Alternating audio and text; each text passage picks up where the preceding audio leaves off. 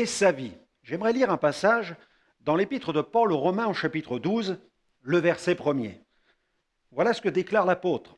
« Je vous exhorte donc, frères, par les compassions de Dieu, à offrir vos corps comme un sacrifice vivant, saint, agréable à Dieu, ce qui sera de votre part un culte raisonnable. Amen. » Jésus fut le modèle même du sacrifice. Il est l'agneau de Dieu qui ôte le péché du monde. Il naquit pour donner sa vie sur la croix. Sa vie fut un véritable cadeau divin fait à l'humanité. Il n'a rien gardé pour lui. Il a vécu totalement pour son Père.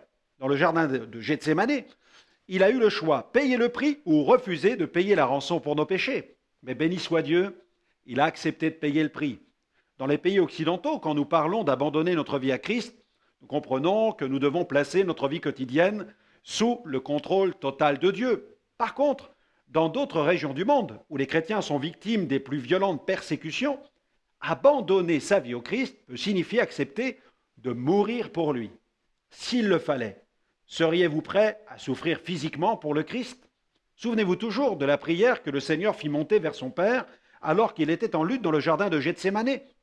Êtes-vous offert au Seigneur de cette manière? Le Seigneur a-t-il droit de regard dans tous les domaines de votre existence? Livrez-vous votre vie dès maintenant au Seigneur. L'avez-vous livré totalement? Mourir à soi-même, c'est aussi accepter de payer le prix pour la cause de Christ. C'est aussi de cette manière que le Seigneur pourra répandre sur votre vie son onction. Alors je vous recommanderai aujourd'hui une prière. Seigneur, tu as donné ta vie pour moi. Je désire abandonner ma vie entre tes mains afin que tu puisses m'utiliser comme tu le souhaites pour la gloire de ton nom.